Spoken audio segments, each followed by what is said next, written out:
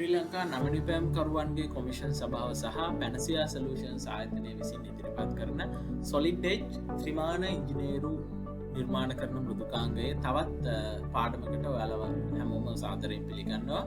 එතකොට අද පාඩමෙන් අපි කතා කරන්න බලාපොරොත්තු වෙන්නේ ඇසෙම්බලි එකක් කරන්න කොහොමද කියන එක සහ කොහොමද අපි ඇනිමේෂන් එකක් හදාගන්නේ කියන එක.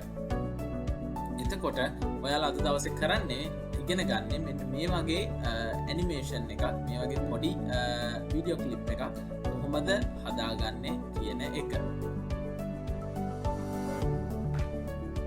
මේ තියෙන්නේ ඇසෙම්බලි එන්වයරන්මන්ට් එක. එතකොට මේ එන්වයරන්මන්ට් එකේදී තමයි අපි කොහොමද කම්පෝනන්ට් එකක් ඇසෙම්බල් කරන්නේ. එහෙම නැත්නම් අපි මොනවා හරි දෙයක් හදනකොට ඒක තනි පාර්ට් එකකින් සමන්විත දෙයක් නෙමෙයි. ගොඩක් වෙලාවට හැන්දක් වගේ එක පාර්ට් එකක් විතරක් ප්‍රොඩක්ට් එකක් වෙන්නේ නැහැ. ගොඩක් පාර්ට්ස් වල එකතුවක් තමයි අන්තිම ප්‍රොඩක්ට් එක කියන්නේ. එතකොට මේ තියෙන්නේ ඇසෙම්බලි එන්වයරන්මන්ට් එකේ තමයි අපි එන්නේ කොටස් එකලස් කිරීම සිද්ධ කරන්නේ. එතකොට අර කලින් ඔයාලා ස්ටාර්ට් කරපු පාර්ට් එකක් වෙනකොට නිව් පාර්ට් එකක් වෙනකොට නිව් ඇසෙම්බලි කියන ඩොකියුමන්ට් එක නිව් ඇසෙම්බලි කියන ෆයිල් එක සිලෙක්ට් කරාට පස්සේ තමයි ඔයාලට මෙන්න මේ එන්වයරන්මන්ට් එක එන්නේ. එතකොට මේ වම් අත පැත්තේ ඔයාලට තියෙන්නේ මම හදාගත්තු පාර්ට්ස් ටික. එතකොට මෙන්න මේ පාර්ට්ස් තමයි මම එකතු කරගෙන අර කලින් පෙන්නපු ඇනිමේෂන් එක හදන්න යන්නේ. එතකොට මට කරන්න තියෙන්නේ මෙන්න මේ වගේ ක්ලික් කරලා මම ඕන පාර්ට් එක ඩ්‍රැග් කරලා ඩ්‍රොප් කරගන්න පුළුවන් මගේ වර්ක් එන්වයරන්මන්ට් එකේ. ඒතර මට මේ වගේ බේසස් දෙකක් ඕන වෙනවා. මම ඒ හින්දා ඒ දෙකම ගෙනල්ලා ඩ්‍රැග් කරලා දාගන්නවා. දාගෙන ඉවර වෙලා මට මෙයාලට නීති දෙන්න පුළුවන්. එහෙම නැත්නම් කන්ස්ට්‍රේන්ට්ස් කියලා අපි කියනවා. ඒවට මට ඒවා ඩිෆයින් කරන්න පුළුවන්. එක මුහුණතක් සහ එක කම්පෝනන්ට් එකක් අනිත් එක්කෙනාට සාපේක්ෂව කොහොමද ඉන්න ඕන කියන එක. මම කියනවා හරි ඔය දෙන්න එක මට්ටමක ඉන්න ඕන සහ ඔය දෙන්න එක මට්ටමක ඉන්න ඕන. ඔය වගේ මට නීති සපයන්න එහෙම නැත්නම් කන්ස්ට්‍රේන්ට්ස් ඩිෆයින් කරන්න හැකියාවක් තියෙනවා. එතකොට ඉන්නේ කන්ස්ට්‍රේන්ට්ස් වලටත් ඔයාලට පේනවා ඇති දැන් ඉන්නේ කන්ස්ට්‍රේන්ට්ස් වලට එක කන්ස්ට්‍රේන්ට්ස් තියෙනවා මට පාවිච්චි කරන්න පුළුවන්. ඔය තියෙන්නේ කන්ස්ට්‍රේන්ට්ස් සෙට් එක ෆ්ලෑෂ් ෆිට් කියලා කියන්නේ software එක විසින් අපට මෙතනට වැඩියෙන්ම ගැලපෙන එක හොයලා දෙන එක ජොයින්ට් එක එහෙම නැත්නම් මෙකැනිසම් එක. එතකොට මේට් කියලා කියන්නේ you can see mates faces between two parts in an assembly. එතකොට මේ ඔයාලට පොඩි ඉන්ෆෝග්‍රැෆික් එකකින් පෙන්නනවා කොහොමද මේ ෆීචර් එක වැඩ කරන්න කියන එක. ප්ලේන් අලයින් කියලා කියන්නේ අපිට යම්කිසි මුහුණක් දෙකක් එකකට එකක් අලයින් කරන මේට් ටයිප් එක, මේට් කන්ස්ට්‍රේන්ට් එක, මේටිං කන්ස්ට්‍රේන්ට් එක.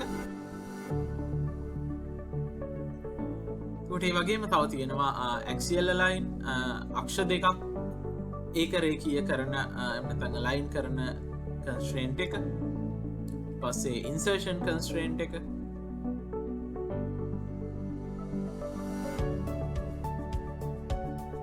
ඔය වගේ ගොඩක් කන්ස්ට්‍රේන්ට්ස් අපිට තියෙනවා. ඒ වගේම තමයි අපිට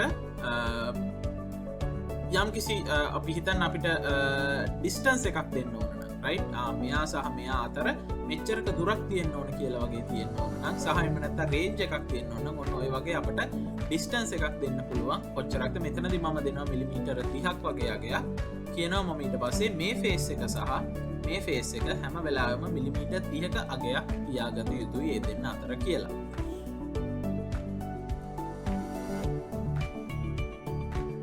ඊට පස්සේ මම මගේ මේ link 2 කියන පාර්ට් එක ඔයාලට පේනවා ඇති. ඒකේ ප්‍රිවිව් පල්ලෙහා තියෙන ප්‍රිවිව් වින්ඩෝ එකෙන් මේ පාර්ට් එක කොයි විදිහද කියලා බලා ගන්න පුළුවන්.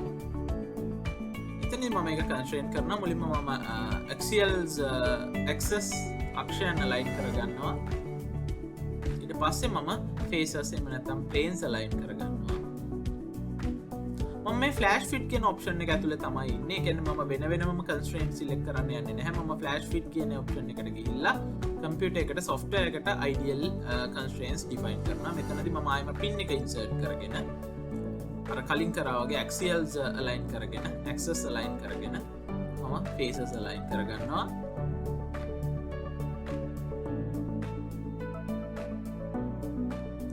ඊට පස්සේ මම මේ link 2 කියන part එක මෙතනදී මට ඕන ඔරියන්ටේෂන් එකට මට ඕන විදියට හරව ගත්තට පස්සේ ඔයාලට පේනවා ඇති මෙතනින් මම හරවගෙන link 2 කියන part එක drag කරාට පස්සේ ඒ හරවපු ඔරියන්ටේෂන් එකෙන් තමයි මගේ part එක ඇතුල් වෙන්නේ work environment එකට. ආයෙම මම කලින් කරා වගේම axial align constraint එකක් දාලා plane align constraint එකක් දානවා.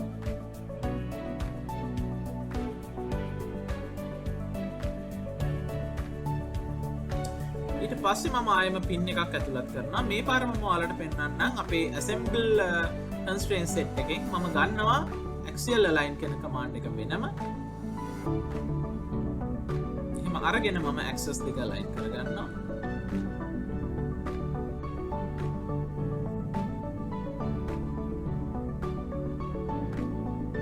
flash fit එකට ගිහිල්ලා මම ආයෙම planes align කරගන්නවා නැත්නම් faces align කරගන්නවා ඊට පස්සේ මගේ අවසාන part එක link 1 කියන part එක මම ඇතුල් කරගන්නවා මගේ work environment එකට ඇතුළත් කරගෙන කලින් වගේම මම axial align එකකට ගිහිල්ලා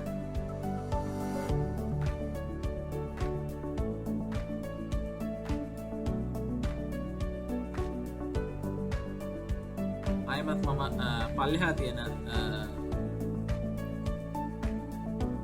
axis දෙකෙත් align කරගන්නවා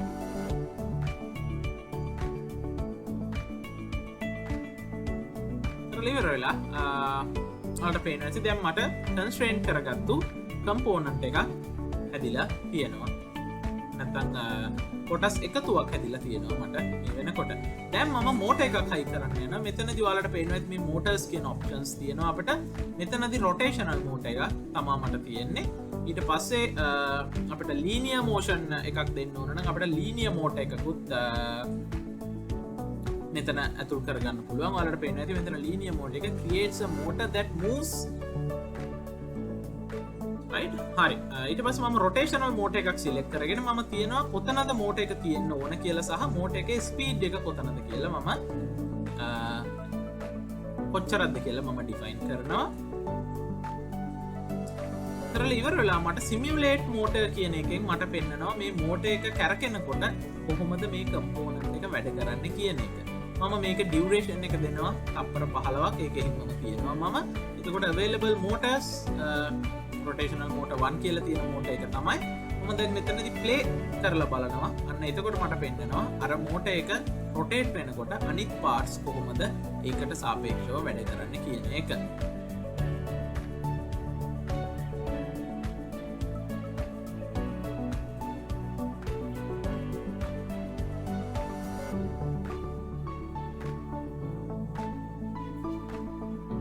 එතනදී මට මේක පොඩි වීඩියෝ ක්ලිප් එකක් හැටියට සේව් කරගන්න පුළුවන් මෙන්න මේ save as movie කියන එක හරහා එහෙනම් අපි හිතනවා ඔයාලා දෙයක් ඉගෙන ගන්න ඇති කියලා මේ වීඩියෝ එකෙන් තවත් වීඩියෝ එකකින් හම්බ වෙනකල් හැම කෙනෙක්ටම අයුබෝවන්